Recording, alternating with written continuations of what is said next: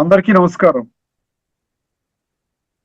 సంస్కృతి సంపద YouTube channel తరపున అందరికీ స్వాగతం. శ్రీమద్ భగవద్గీత ఆధ్యాత్మిక రహస్యాలు అనే శీర్షికలో శ్రీ త్రినాథ్ గారు ధారావాహిక ప్రసంగం చేస్తున్నారు. వారి ధారావాహిక ప్రసంగంలో ఈరోజు 577వ ప్రసంగం చేస్తున్నారు. శ్రీ త్రినాథ్ గారికి స్వాగతం. నమస్కారం అండి. ఓం శాంతి. శ్రీమద్ భగవద్గీత ఆధ్యాత్మిక రహస్యాలు ఈ యొక్క కార్యక్రమాన్ని తిలకిస్తున్నటువంటి సోదర సోదరిమణులందరికీ కూడా హార్దిక స్వాగతం, సుస్వాగతం, నమస్కారం. ముందుగా మనం ధార్మికము ఆధ్యాత్మికం అన్న విషయంపై మనం ప్రతి ఎపిసోడ్లో చర్చించుకుంటూ ఉన్నామండి. ఇక్కడ మరొక ముఖ్యమైన విషయాన్ని మీ దృష్టికి తీసుకుని వస్తాం. మామూలుగా ధార్మికంలో కూడా ఒక పదం పలుకుతారు. ఏంటంటారండి? అతీంద్రియ సుఖము అంటారు. అతీంద్రియ సుఖము అని అంటారు, కానీ అతీంద్రియ సుఖం అంటే ఏమిటి, దానిని ఎలాగ ప్రాప్తి చేసుకోవాలి, అది ఇంపార్టెంట్ కదండి. ఇప్పుడు అతీంద్రియ సుఖం అంటే చాలా గొప్పది. ఇంద్రియ సుఖం అంటే అది టెంపరీగా ఉంటుంది, మనకు తెలుసు. సినిమాకి వెళ్ళామంటే 2-3 గంటలు హ్యాపీగా ఉంటాము, లేకపోతే ఏదో వినోదాలకు వెళ్ళాము, పార్టీకి వెళ్ళాము, ఆర్కెస్ట్రా ఏదో మ్యూజికల్ ప్రోగ్రామ్కి వెళ్ళాము. ఆ కాసేపు మాత్రమే మనకి ఆ సుఖం అనేది అనుభవం అవుతుంది. ఆ చక్కటి మన ఇంట్లో వాళ్ళంతా మన మాట వింటున్నారు, మనకు సుఖము.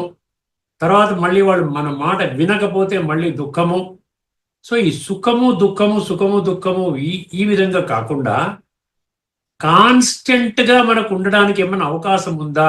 సుఖం అనేది కాన్స్టెంట్గా ఉండకూడదనేదని శాస్త్రం చెప్పిందా మనకి? ఈ సుఖము దుఃఖము ఇలా ఉంటూ ఈ విధంగానే రోగాలు తెచ్చుకుంటూ సమస్యల వలయంలో చిక్కుకుంటూ మనం ఆ విధంగా జీవితాన్ని చాలించాలని ఎవరైనా చెప్పారా? అందుకనే భగవద్గీతలో మనకు 6వ అధ్యాయంలోని 21వ శ్లోకంలో ఈ అతీంద్రియ సుఖం గురించి ప్రస్తావించడం జరిగిందండి. సుఖమాత్యంతికం యత్తద్బుద్ధిగ్రాహ్యం అతీంద్రియం వేత్తి యత్ర చైవాహం స్థితశ్చలతి తత్వత. ఆఖరిలో ఉంటాడు తత్వత అంటాడు. తత్వం ఆధారముగా. తత్వం అంటే సత్యము. అంటే నీ యొక్క మూల స్వరూపాన్ని నువ్వు మర్చిపోతే అది ఏమవుతుంది? ఇంద్రియ సుఖం అవుతుంది. నేను దేహం అనుకుని ఆ సుఖం కోసం పాకులాడుతుంటే ఏమవుతుందంటే అది ఇంద్రియ సుఖం అవుతుంది. అర్థమైందండి? నీవు ఆత్మవి, ఈ దేహము నాది, నేను నాది, రెండిటి మధ్య రాత్రికి పగలకున్నంత తేడా ఉన్నది అని గుర్తిస్తే అప్పుడు అతీంద్రియ సుఖాన్ని అనుభవం చేయడానికి మీకు అవకాశం కలుగుతుంది. అర్థమైందండి? అతీంద్రియ సుఖం అంటే ఇంద్రియాల ద్వారా వచ్చే సుఖము కాదు. అంటే కళ్ళ ద్వారా నేను ఒక నాటకం చూశాను, ఒక సినిమా చూశాను, ఆ సుఖము ఇంద్రియ సుఖం అవుతుంది. చెవుల ద్వారా ఒక మ్యూజికల్ పార్టీకి వెళ్ళాను, అది సుఖం అవుతుంది. నాలిక అంటే ఏంటి? జిహ్వ, ఏదో రకరకాల మంచి మంచి ఆహారం సేవించాను, ఆ సుఖము. అంటే ఈ ఇంద్రియాల ద్వారా వచ్చే సుఖం కాకుండా అతీంద్రియ సుఖం ఎక్కడి నుంచి వస్తోంది? నేను దేహం అనుకుంటే కేవలం ఇంద్రియాలే, శరీరము, పంచేంద్రియాలు, పంచకర్మేంద్రియాలు, తర్వాత ఇంకా ఏమున్నాయండి, మనసు, బుద్ధి, సంస్కారాలు, ఇవన్నిటికీ అధినేత ఆత్మ అన్న సంగతి మనం మర్చిపోయాం. ఎప్పుడైతే ఆత్మజ్ఞానం లేకుండా అతీంద్రియ సుఖము రాదండి. ఆత్మలో ఉన్నటువంటి భగవంతుడు నిక్షిప్తము చేసినటువంటి దివ్య గుణాలు ఏవైతే ఉన్నాయో, 26 దివ్య గుణాలు పెట్టాడు 16వ అధ్యాయంలోని మొదటి 3 శ్లోకాల్లో. అభయం, సత్వ, సంశుద్ధి, జ్ఞాన, యోగ, వ్యవస్థితి అని. అర్థమైంది? అక్కడ లాస్ట్ ఏమంటాడు? తేజ, క్షమా, ధృతి, శౌచ, మద్రోహో, నాతిమానిత భవంతి సంపదం దైవీం అభిజాతస్య భారత అంటాడు. అర్థమైందండి? అక్కడ ఈ 26 దివ్య గుణాలు మనకి ఎప్పుడు అనుభవంలోకి వస్తాయి అంటే ఆత్మానుభవం ద్వారా వస్తాయి. ఇవన్నీ ఆత్మలో ఉన్నాయి. అర్థం? అందుకని మనం సుఖము శాంతి కోసం బయట వెతుక్కుంటున్నాం. ఎప్పుడైతే అతీంద్రియ సుఖం అలవాటు అవుతుందో ఈ అతీంద్రియ సుఖం అనేది కాన్స్టెంట్ గా ఉండడానికి అవకాశం ఉంటుందన్నమాట. ఎక్కువ దీర్ఘకాలం ఉంటుంది. ఎందుకంటే ఆత్మ అవినాశి కదా. శరీరం అనేది వినాశి, శరీరం ద్వారా మనం విందులు వినోదాలు ఇవన్నీ వినాశి. అర్థమైందండి? ఏదో 2 గంటలు, 1 గంట, 3 గంటలు, 4 గంటలు ఎక్కడైనా వెళ్ళి బయటికి చాలా తీర్థయాత్రకు వెళ్ళేవంటే ఒక 4 గంటలు, 10 గంటలు, 1 రోజు, 2 రోజులు లిమిటెడ్గా మనం తెచ్చుకుంటున్నాం. అందుకనే అతీంద్రియ సుఖం అనేది ఆత్మ అనుభవం, అంటే ఆధ్యాత్మిక జ్ఞానము ద్వారా, ఆత్మజ్ఞానము, పరమాత్మ జ్ఞానము, సృష్టి చక్ర జ్ఞానము, మరియు ఏంటండి కర్మ సిద్ధాంతము, ఇవన్నీ తెలుసుకున్నట్లయితే పరమాత్మ యొక్క మార్గదర్శనంలో మన జీవితాన్ని మలచుకున్నట్లయితే మనం అతీంద్రియ సుఖాన్ని అనుభవం చేస్తాం. ఇది ముఖ్యమైన విషయం. ఇక్కడ మనం ఫుల్ స్టాప్ పెడదామండి. గత ఎపిసోడ్లో మనం ఒక భగవద్గీత శ్లోకాన్ని చర్చించుకున్నాం. 4వ అధ్యాయంలో 13వ శ్లోకం 18:41 చాతుర్వర్ణ్యం మయా సృష్టం అని. 4 వర్ణాల వ్యవస్థ గురించి చర్చించుకున్నాం. అంతకు ముందు కఠోపనిషత్తులోని 1వ అధ్యాయంలోని 2వ శ్లోకము 2వ వల్లి 1వ అధ్యాయము 2వ వల్లిలో 18, 19 మంత్రాలు 18, 19 మంత్రాలు మనం చర్చించుకున్నామండి. ఏది అది 575వ ఎపిసోడ్లో మనం చర్చించుకున్నాం. ఎందుకు మీ దృష్టి తీసుకొని వస్తున్నానంటే ఇక్కడ నచికేతుడు ఈ 2 మంత్రాలు 1, 2, 18, 1, 2, 19లో ఈ 2 మంత్రాలు ఆత్మ యొక్క అమరత్వాన్ని, ఆత్మ అవినాశి, ఆత్మ యొక్క అఖండత్వాన్ని, ఆత్మని ఖండితం చేయలేము. ఆత్మని 2 ముక్కలుగా, 2 ఆత్మలుగా, 3 ఆత్మలుగా శరీరాన్ని కట్ చేసినట్టుగా నైనం చిందంతి శస్త్రాన్ని అన్నాడు చూసారు గీతలో. ఆ విధంగా చేయలేము. అఖండత్వాన్ని, నిత్యత్వాన్ని ఆత్మ ఎప్పటికీ ఉంటుంది. అదే ఇది ముఖ్యంగా గుర్తుపెట్టుకోండి. అందుకనే నచికేతుడు ఒక ప్రశ్న అడుగుతాడు యమధర్మరాజుని. ఏమడుగుతాడు? మరణము తర్వాత మనిషి ఉంటాడా? ఉంటే ఎలా ఉంటాడు? అర్థమైందండి. దాని మీద మనం ఈ 1, 2, 18, 1, 2, 19 మనం చర్చించుకున్నాం. ఇప్పుడు ఇదే విషయాన్ని మనం ఏం చేద్దామంటే కొద్దిగా కొనసాగిద్దాం ఇదే చర్చని. 1, 2, 20 అర్థమైందండి. ఈ ఎపిసోడ్లో ఇదేం చెప్తుందంటే ఇది కూడా ఆత్మతత్వాన్ని వివరిస్తోంది. ఆత్మతత్వాన్ని వివరించే అత్యంత లోతైన మరియు ప్రసిద్ధమైన మంత్రాలలో ఇది ఒకటి అంటున్నాడు. ఇది 1, 2, 20. ఇది యమధర్మరాజు నచికేతునికి మనకి కఠోపనిషత్తు ప్రారంభంలో శ్రేయస్సు ప్రేయస్సు అన్నాడు చూసారా. శ్రేయస్సు అంటే ఆత్మని ఉన్నతంగా తయారు చేసేది, ఆత్మకి ఇష్టమైనటువంటిది శ్రేయస్సు. శరీరానికి, వికారాలకి, ఇంద్రియ సుఖాలకి ఇష్టపడేది ప్రేయస్సు. ఎప్పుడు మర్చిపోకండి, శ్రేయస్సు ప్రేయస్సు. నేను ఏ మార్గంలో వెళుతున్నాను అన్న సంగతి మీకు స్పష్టం అవ్వాలన్నమాట. అర్థమైందండి. ఈ గురించి వివరిస్తూ ఆత్మ గురించి పరమ సత్యాన్ని బోధించే క్రమములో చెప్పిన మంత్రం ఇది. ఆత్మ గురించి, ఆత్మ అవినాశి, శరీరం వినాశి అని చెప్పేటువంటి ఆత్మ యొక్క గుణాలు ఏంటి, ఆత్మ అనుభవం ఎలా చేసుకోవాలి, ఈ విషయాన్ని స్పష్టంగా ఈ మంత్రం మనకు చెప్తా ఉందండి.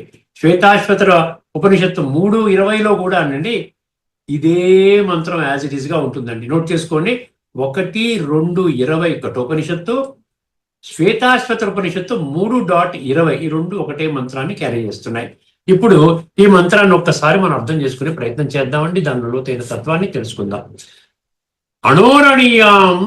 అణోరణీయాన్ మహతో మహీయాన్, అణోరణీయాన్ మహతో మహీయాన్,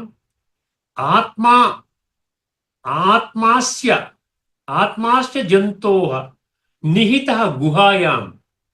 మళ్ళీ చెప్తాను.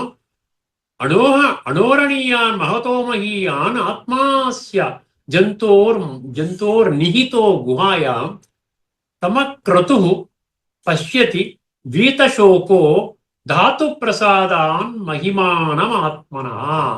ధాతు ప్రసాదాన్ మహిమానమాత్మనః. అర్థమైందండి. ఇది 4 పంక్తులు ఉన్నటువంటి ఈ కఠోపనిషత్తు 1, 2, 20.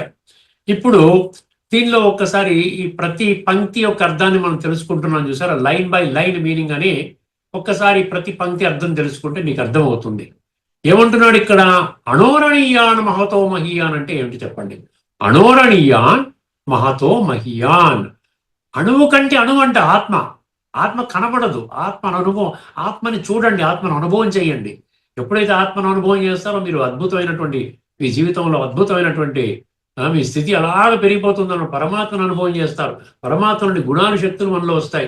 మీ జీవితమే 3 పువ్వులు 6 కాయలుగా సర్వాంగ సుందరంగా తయారవుతుంది. ఆత్మ అనేది భౌతిక పరిమాణాలకు అతీతమైనది. మనం కొలవలేమండి. ఇంత ఉందండి, 5 ఇంచులండి, 3 సెంటీమీటర్లు కొలవలేం. శరీరాన్ని 6 అడుగులు పొడుగువాడని చెప్తారు కదా.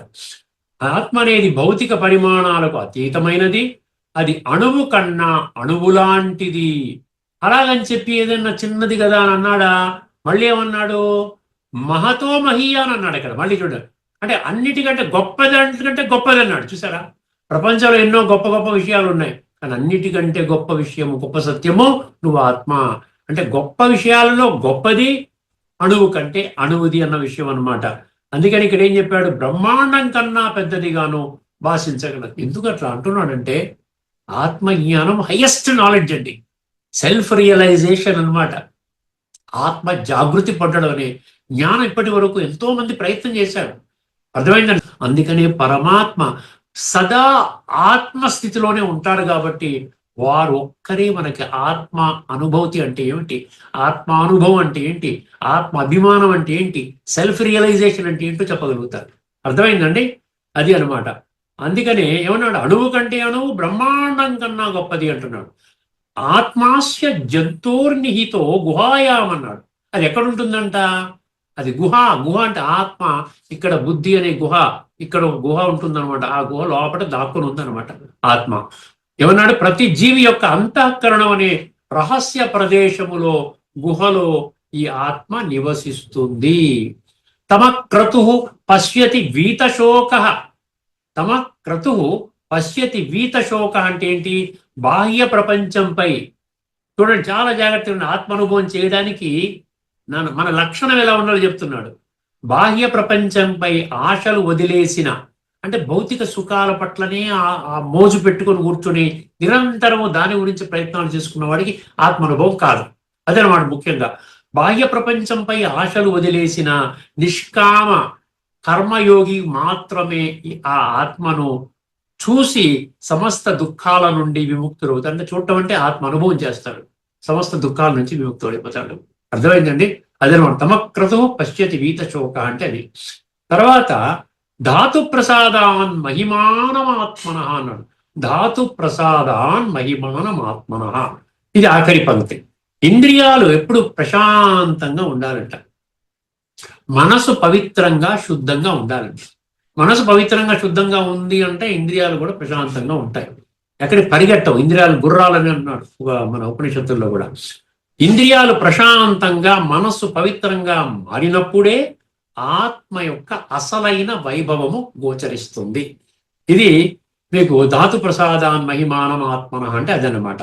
ఇప్పుడు ఒక్కసారి దీని యొక్క సమరైజ్ చేసుకుంటే, తాత్పర్యం కింద అర్థం చేసుకునే ప్రయత్నం చేయండి. ఈ సకల ప్రాణికోటి హృదయ గుహలో అంతర్యామిగా ఉన్న ఆత్మ అత్యంత విలక్షణమైనది. అది అణువు కంటే సూక్ష్మమైనది, కంటికి కనిపించని పరమాణువు కంటే సూక్ష్మమైనది, మరియు విశ్వములోకెల్లా అత్యంత గొప్పదైన ఆకాశం. చూసారు, ఆకాశం అంటే పెద్దది కదా అన్నిటికంటే. ఆకాశం మొదలైన వాటి కంటే కూడా విశాలమైనది, అనంతమైనది. అనంతమైనది ఎందుకన్నాడు? ప్రతి ఒక్క జీవిలో, మనుషులే అక్కర్లేదండి, పక్షులు, జంతువుల్లో అన్నిట్లో కూడా ఆత్మ ఉంది. ఆత్మ వెళ్ళిపోతే శరీరం చావైపోతుంది. చచ్చిపోయిందంటే అర్థం ఏమిటి? ఆత్మ వెళ్ళిపోయిందన్నమాట. అందుకనే అది విశాలమైనది, అనంతమైనది, ఆకాశము కంటే గొప్పదైనది. ఎందుకన్నాడంటే అదనమాట. లౌకిక పరమైన కోరికలు సంకల్పాలు లేని సాధకుడు అక్రతుహు అన్నాడు. చూసారా, అక్రతు అంటే ఈ లౌకిక పరమైనటువంటి ఇవన్నీ కోరికలన్నీ తొలగించుకున్నటువంటి సాధకుడు తన బుద్ధి మనసు ఇంద్రియాల నిర్మలత్వము ద్వారా, బుద్ధి మనసు ఇంద్రియాల నిర్మలత్వము ద్వారా, మలినము పోవాలి. నిర్మలం అంటే మలినము లేనటువంటి, స్వచ్ఛమైనటువంటి స్థితి, లేదా భగవంతుడి యొక్క కృప ద్వారా. అనంతరం మనం ఏం చేసుకోలేము, భగవంతుడి కృప కంపల్సరీగా అవసరమే. ఆ ఆత్మ యొక్క అనంత వైభవాన్ని ప్రత్యక్షముగా తెలుసుకోగలుగుతున్నాడు మనిషి. ఈ విధంగా అర్థమైందండి. ఆత్మ శుద్ధి చేసుకుంటే పరమాత్మ యొక్క తత్వం బోధపడుతుంది, దాంతో ఆత్మానుభవం పరమాత్మానుభవం కలుగుతుంది. అలా ఆత్మ సాక్షాత్కారం పొందిన వివేకి సమస్త లౌకిక శోకాల నుండి, దుఃఖాల నుండి విముక్తుడవుతాడు. అంటే మన జీవితంలో సదా సుఖంగా ఉండాలి అంటే ఫార్ములా చెప్తున్నాడు. ఎప్పటికీ మనకి ఏ లౌకిక శోకాలు వస్తాడు, ఎవడో ఒక మాట అంటాడు, తిడతాడు, అవమానం పరుస్తాడు, ఇది కరెక్ట్ కాదు అది కరెక్ట్ అంటాడు, మీరేదో చెప్తున్న ఎన్నో మాటలు అంటారండి. అయినా నిశ్చింత చక్రవర్తిలాగా ఉంటాడు ఆత్మానుభవం చేసుకున్న వ్యక్తి. అర్థమైందండి. అలా ఆత్మ సాక్షాత్కారం పొందిన వివేకి సమస్త లౌకిక శోకాలంటే దుఃఖాల నుండి విముక్తులవుతాడు. ఇక్కడ విశేషాలు, కొన్ని ముఖ్యమైనటువంటి విషయాలు గమనించండి. ఇక్కడ మొదటి దాంట్లో ఏంటంటే విరుద్ధ లక్షణాలు అన్నాడు. పారాడాక్సెస్ అంటారు చూసారా, వైరుధ్యం. ఆత్మ ఒకే సమయములో అణువు కంటే సూక్ష్మమైనది అన్నాడు, మహత్తు కంటే గొప్పది అన్నాడు. చూసారా, ఒకటి గొప్పది అన్నాడు, మరి సూక్ష్మం అంటున్నాడు. ఇది కొంచెం వైరుధ్య లక్షణాలు అంటున్నాడు అని చెప్పడం ద్వారా అది దేశ కాల పరిమితులకు లొంగదని, సర్వవ్యాపి అని యమధర్మరాజు నచికేతునికి వివరిస్తున్నాడు. రెండో విషయము ధాతు ప్రసాదాత్ అన్నాడు. ఇక్కడ రెండు వ్యాఖ్యానాలండి. ధాతు ప్రసాదాత్ అంటే ఆదిశంకర్ల భాష్యం ఉంది, మళ్ళీ మనకి విశిష్ట అద్వైత రామానుజాచార్య మధ్వాచార్య వాళ్ళ భాష్యం కూడా ఉంది, ద్వైత భాష్యం. ఒక్కసారి జాగ్రత్తగా అర్థం చేసుకునే ప్రయత్నం చేయండి, బుద్ధి నేత్రాన్ని తెరుచుకోండి. ధాతు ప్రసాదాత్ అంటే అద్వైత మార్గము, శంకర భాష్యము. అద్వైత మార్గం అంటే ఏమన్నాడు? అంతఃకరణ, మనస్సు, ఇంద్రియాలు ప్రసన్నంగా ప్రశాంతంగా మారడము ద్వారా సాధకుడు ఆత్మను దర్శిస్తాడు. శంకరాచార్యులు ఏమన్నారండి? అంతఃకరణం ఏం చేయాలంట? ఇంద్రియాలు, అంతఃకరణం అంటే ప్రసన్నంగా ప్రశాంతంగా మారాలి. అంటే ఏంటి? ఇంద్రియ సుఖాలని పట్టుకొని కూర్చోకూడదు. మనసు శుద్ధిగా అవ్వాలి అంటే ఏం చేయాలి? బాహ్యమైనటువంటి దాని నుంచి మనం దూరం అవ్వాలి. అప్పుడు ఏమన్నాడండి? సాధకుడు ఆత్మను దర్శిస్తాడు అన్నాడు. ఆత్మని చూడగలుగుతాడు ఎప్పుడు? మనసు ప్రశాంతంగా పెట్టుకుంటే, ఇంద్రియాల్ని అదుపులో పెట్టుకుంటే ఆత్మని దర్శిస్తాడు. ఇప్పుడు రెండవది మార్గం ఏమిటిది? భక్తి మార్గం. ఫస్ట్ శంకరాచార్య మార్గం, ఆధ్యాత్మిక మార్గం అనుకోండి, అది శంకరాచార్యుల భాష్యం. భక్తి మార్గం అంటే విశిష్టాద్వైత, ద్వైత భాష్యం అండి, రెండు ఒకటే. ఇక్కడ ధాతు ప్రసాదాత్ అంటే ఏమిటంటే సృష్టికర్త అయిన పరమేశ్వరుని యొక్క అనుగ్రహం. ఇక్కడ భక్తిలో ఆత్మ అనుభూతి గురించి ఎక్కడ ఆత్మశుద్ధత, మనసు, బుద్ధి, సంస్కారాలు ఇవన్నీ ఉండకుండా పరమాత్మ కృప అంటారు, మనం భక్తి చేస్తాం. అది విశిష్టాద్వైత, అద్వైత మార్గం. అర్థమైంది? సృష్టికర్త అయిన పరమేశ్వరుని యొక్క అనుగ్రహం లేదా కృప వలన మాత్రమే ఆత్మ సాక్షాత్కారం సాధ్యమవుతుంది. గుర్తుపెట్టుకోండి, ఈ రెండు భేదాలు గుర్తుపెట్టుకోండి. ఇప్పుడు ముఖ్యాంశాలు. ఆత్మస్వరూపము ఒక్కసారి అర్థం చేసుకుందాం. ఆత్మస్వరూపం అంటే ఏంటి? ఇప్పుడు మనం మామూలుగా ఆత్మ సర్వవ్యాపి, మనం పరమాత్మ సర్వవ్యాపి అంటున్నాం, కానీ ఆత్మ సర్వవ్యాపి అంటే అందరిలో ఆత్మ ఉంది కదా, అందరిలో ఆత్మ ఉంది, ప్రతి ఒక్క మనిషిలో ఆత్మ ఉన్నది. ఆత్మ సర్వవ్యాపి, అతి సూక్ష్మమైనది మరియు అనంతమైనది. దానికి ఎటువంటి పరిమితులు లేవు. స్థానము ఆత్మ దేహములో ఎక్కడో లేదు. ప్రతి జీవి యొక్క హృదయ గుహలో, అంటే సూక్ష్మ బుద్ధిలో ఉంది. అంటే బుద్ధి అంటే ఇక్కడ చెప్పాం కదా, ఆత్మ యొక్క 3 అంగాలు ఉన్నాయి కదా, మనసు, బుద్ధి, సంస్కారాలు. సో బ్రుకుటి మధ్యలో ఉందన్నమాట. పొందే మార్గం ఏమిటి? దాని సాధన ఏంటి? అక్రతుహు అన్నాడు. అక్రతు అంటే ఏంటి? ఇంద్రియ కోరికలను చంపుకోవాలి, ఇంద్రియ కోరికల్ని పక్కన పెట్టాలి, తొలగించుకోవాలి. అంటే కామనారహితం అన్నాడు ఇక్కడ. అర్థమైందండి? కామన అంటే కోరికల నుంచి మనం దూరం అవ్వాలి. అంటే కోరికలు అంటే ఏంటి? భౌతిక సుఖాలను ఇచ్చేటువంటి కోరికల నుండి మనం దూరం అవ్వాలి. నిశ్చల మనస్కులు, ఏమండి? కోరికలు లేనివారు. రెండవది ఏంటి? నిశ్చల మనస్కులు, చలించినటువంటి మనసులు అన్నమాట, ఆత్మను దర్శించగలరు. దీని ఫలితం ఏమిటి? రిజల్ట్ ఏంటి? ఎందుకు దర్శించాలి ఆత్మని? వీతశోక అన్నాడు. వీతశోక అంటే ఏంటి? ఆత్మజ్ఞానం కలిగిన వాడు సర్వ దుఃఖాల నుండి దూరం అవుతాడు.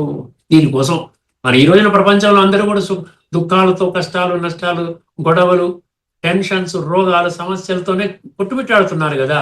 దీని నుంచి సదాకాలికంగా దూరం కావాలి అంటే మనం ఏం చేయాలంటే ఈ విధంగా మనకు నిశ్చల మనస్కులు అన్నాడు, కోరికల నుండి కామనారహితులు అన్నాడు. అర్థమైందండి? ఇప్పుడు ధాతు ప్రసాదం ఒక్కసారి గమనించండి, మరి ఒక్కసారి చాలా ఇంపార్టెంట్, అండర్లైన్ చేసుకోవాలి. ధాతు ప్రసాదం అంటే ఏంటి? ఇంద్రియాలు, మనస్సు, బుద్ధి మలినాలు తొలగి, చూసారా, ఇంద్రియాలు శుద్ధంగా ఉండాలి, మనసు శుద్ధంగా ఉండాలి, బుద్ధి శుద్ధంగా ఉండాలి. ఈ ఇందులో ఉన్నటువంటి మలినాలు తొలగి, అంటే కోరికలు, ఈ రాగద్వేషాలు ఇవన్నీ పోవాలి.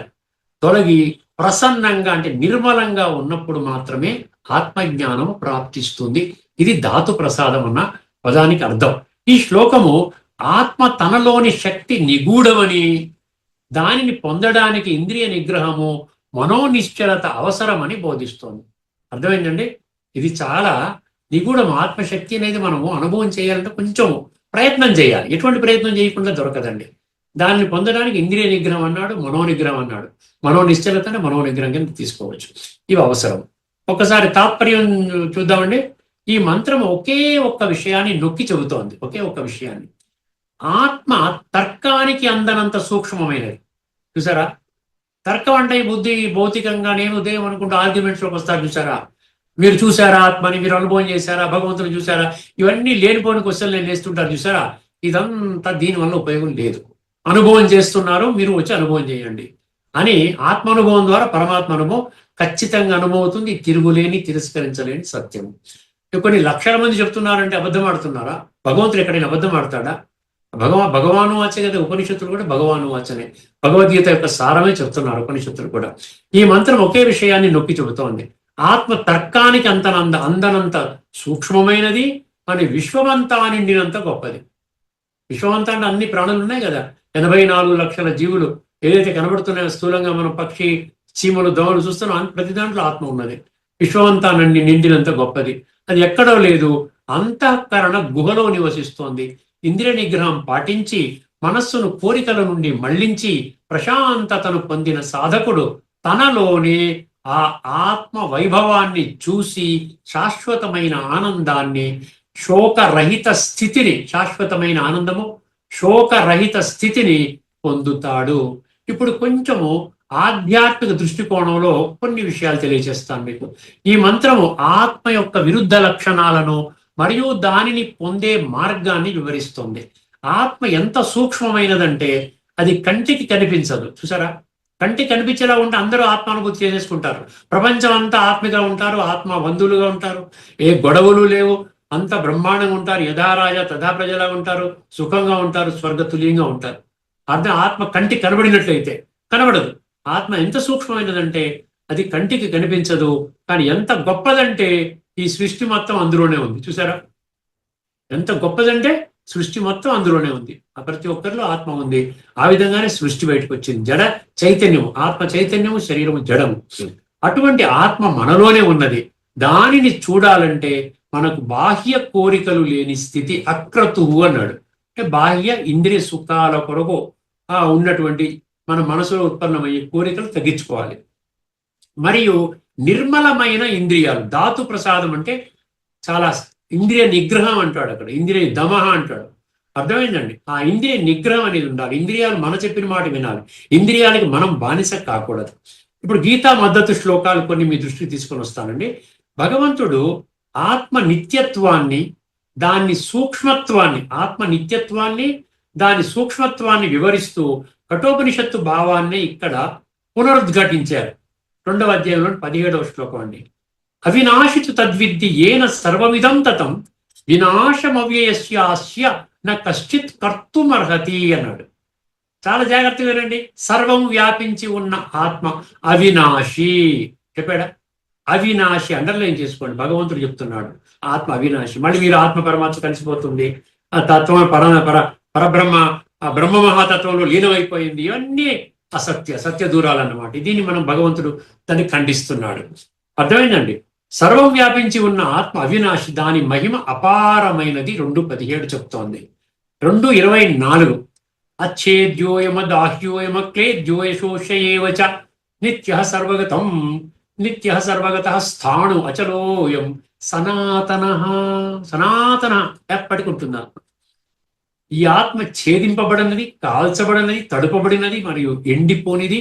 ఇది నిత్యమైనది, సర్వవ్యాపకమైనది, ఆల్ పర్వేడింగ్, స్థిరమైనది మరియు పురాతనమైనది. అంటే ఏముంది ఇక్కడ? మహతో మహీయాన్ అన్నట్టు చూసారు, దానికి సమర్థించేటువంటి ఈ శ్లోకం అన్నమాట. 5:24 యోంతః సుఖోంతరారామ తథాంతర్జ్యోతిరేవయ స యోగి బ్రహ్మ నిర్వాణం బ్రహ్మభూతోధిగచ్చతి. అంతర్ముఖుడై ఉన్నవాడు ఆత్మానందాన్ని అనుభవిస్తాడు. చాలా సింపుల్ గా అంతర్ముఖం, ఆత్మానందం, బ్రహ్మానందం, అది దానికి వ్యతిరేక పదం లేదు, ఆనందానికి వ్యతిరేక పదం లేదు. సుఖానికి దుఃఖం ఉంది, అర్థమైంది, లాభము నష్టము, కానీ ఆనందానికి అంటే అత్యంత ఆనందం అనమాట. ఆత్మానందం, బ్రహ్మానందం, పరమానందం అంటాడు. గుహాయాం నిహిత అన్న ఆ పదాలకి సమర్థన. 6:20-21 6 అధ్యాయంలో 20-21 యత్రో పరమతే చిత్తం నిరుద్ధం యోగ సేవయా యత్ర చైవాత్మనాత్మానం పశ్యన్నాత్మని తుష్యతి. అర్థమైందండి. ఇక్కడ ఏమంటున్నాడు? ఇది 6:20 నిరుద్ధమైన మనస్సుతో యోగి తనలో ఆత్మను దర్శించి ఆనందిస్తాడు. అకృతో పశ్యతి అంటే కోరికలు లేనివాడు. నిరుద్ధం అంటే ఎప్పుడు నిరంతరం అది కావాలి, ఇది కావాలి, ఇది కావాలి, ఈ బాగా మైండ్ని చాలా బిజీగా పెట్టుకున్నవాడికి ఆత్మదర్శనం కాదంట. నిరుద్ధం అర్థమైంది. అందుకనే నిరుద్ధమైన మనస్సు అంటే ఏంటి? కోరికలు లేనివారు నిశ్చల మనస్కులు మాత్రమే ఆత్మను దర్శించగలరు. ఇప్పుడు 6:21 మీకు ఏంటి? సుఖమాత్యంతికం బుద్ధి గ్రాహ్యం అతీంద్రియం. అది ఇంతకుముందే మీకు చెప్పాను. అర్థమైందండి. అతీంద్రియ సుఖాన్ని అందిస్తుంది ఆత్మానుభవం ద్వారా. అతీంద్రియ సుఖాన్ని మనం అనుభవం చేయగలుగుతాం. ఇప్పుడు 6:27లోకి రండి. ప్రశాంత మనసం హీనం యోగినం సుఖముత్తమం ఉపైతి శాంత రజసం బ్రహ్మభూతమ కల్మషం అంటాడు. అర్థమైందండి. ఇక శాంతమైన మనస్సు ఉన్న యోగి, ప్రశాంత మనసు అన్నట్టు సరే, ప్రశాంత మనసు, శాంతమైన మనసు ఉన్న యోగి ఉత్తమ సుఖాన్ని పొందుతాడు. సుఖం అంటే మనం ఏదో అనుకుంటాము, అతీంద్రియ సుఖం అనమాట, ఉత్తమ సుఖము పొందుతాడు. ధాతు ప్రసాదాత్ అన్నట్టు చూసారా, ఇక్కడ ఇదేనమాట. ఇంద్రియాలు ప్రశాంతంగా, మనస్సు పవిత్రంగా మారినప్పుడు మాత్రమే ఆత్మజ్ఞానం ప్రాప్తిస్తుంది. 13:33 అండి. యథా సర్వగతం సౌక్ష్మ్యాత్ ఆకాశం నోపలిప్యతే సర్వత్రావస్థితో దేహే తథా ఆత్మ నోపలిప్యతే. ఇక్కడ ఈ శ్లోకం ఏం చెప్తోంది? ఆకాశం సూక్ష్మమైనది కావడం వలన అది ఎక్కడ ఉన్నా దేనితోనూ కలుషితము కాదు. ఆకాశం చూసారా, కలుషితం అవుతుందా? మొత్తం అంతా కూడా మనం చేసిన వదిలిన కాలుష్యం అంతా అక్కడికే పోతుంది. ఆయన కలుషితం అవుతుందా? పవిత్రంగా ఉంటుంది.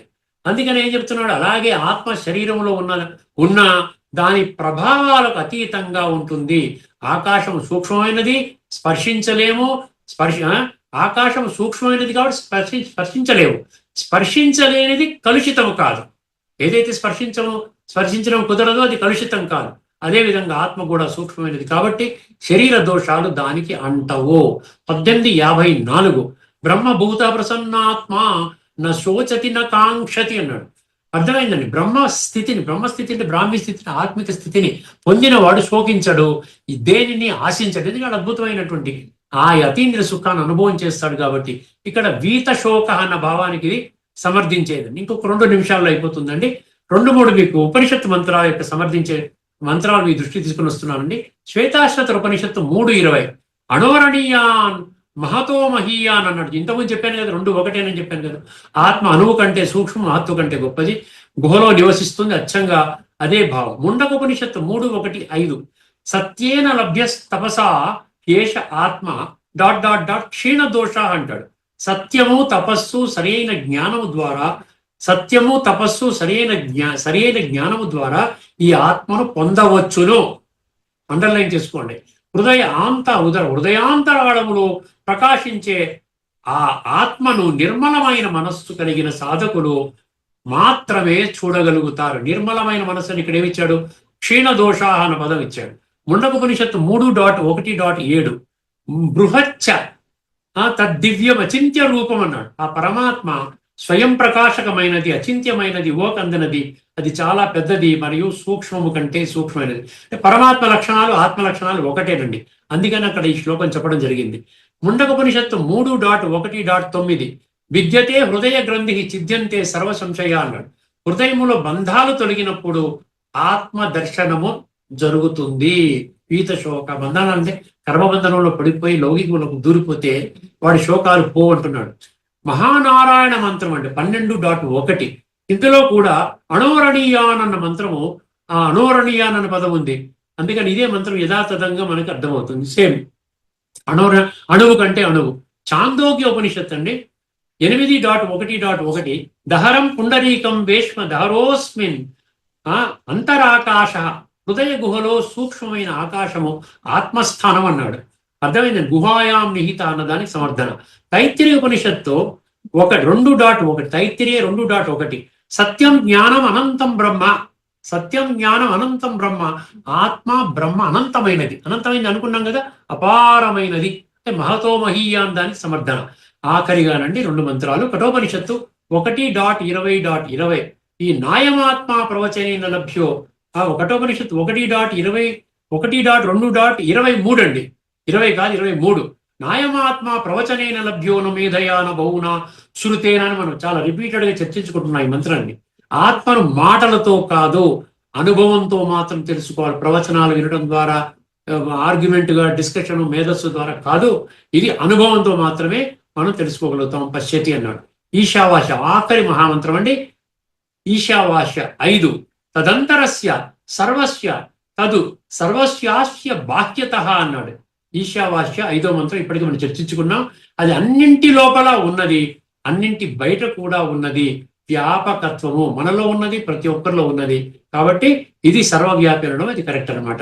సో ఆత్మ యొక్క విశిష్టతను ఈ యొక్క మహామంత్రము కఠోపనిషత్తు 1.2.20 చాలా స్పష్టం చేసిందండి. ఈ యొక్క చర్చను మనం ఇక్కడతో ముగించుకుందామని తదుపరి అంశాన్ని మరొక ఎపిసోడ్లో మళ్ళీ చర్చించుకుందాం. అంతవరకు సెలవు. అందరికీ నమస్కారం. లోకా సమస్త సుఖినో భవంతు. ఓం శాంతి.